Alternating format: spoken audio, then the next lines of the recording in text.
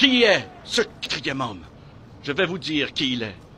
Dans la Genèse, il est la semence de la femme. Dans Exode, il est l'agneau pascal. Dans Lévitique, un grand prêtre. Dans Nombre, une colonne de nuée le jour et une colonne de feu la nuit. Dans Deutéronome, il est le prophète comme Moïse. Dans Josué, il est le capitaine de notre salut. Dans Juge, il est notre juge et législateur. Ruth, il est le rédempteur. 1 et 2 Samuel, il est un prophète de confiance. Dans Roi et Chronique, notre roi qui règne. Dans Esdras, le scribe fidèle. Dans Néhémie, le reconstructeur des murs détruits de la vie humaine. Dans Esther, notre Mardoché. Dans Job, il est l'aurore du ciel et notre éternel rédempteur. Dans Psaume, l'Éternel notre berger. Dans Proverbe et Ecclésiaste, notre sagesse.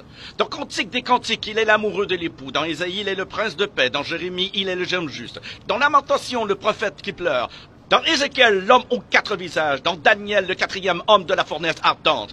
Dans Osée, il est le mari fidèle pour toujours marié au rétrograde. Dans Joël, celui qui baptise du Saint-Esprit et de feu. Dans Amos, le porteur de fardeau. Dans Abdias, puissant sauveur. Dans Jonas, notre grand missionnaire. Dans Michée, le messager aux beaux pieds. Dans Nahum, le vengeur des élus de Dieu. Dans Habacuc, l'évangéliste de Dieu criant « Accomplis ton œuvre dans le cours des années ». Dans Sophonie, le sauveur. Dans Agé, le restaurateur de l'héritage perdu. Dans Zacharie, la fontaine ouverte dans la maison de David pour le péché et l'impureté. Dans Malachie, le soleil de la justice s'élevant avec la guérison sur ses ailes. Qui est ce quatrième homme?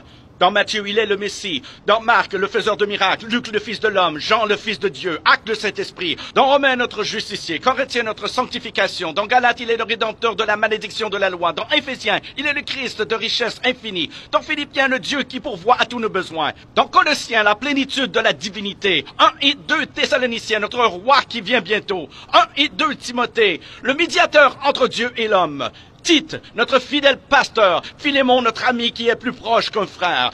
Dans Hébreu, le sang de l'alliance éternelle. Dans Jacques, le grand médecin. 1 et 2 Pierre, le grand berger. 1, 2 et 3 Jean, il est amour. Dans Jude, le Seigneur venant avec 10 000 de ses saints. Dans Apocalypse, le roi des rois et le Seigneur des seigneurs.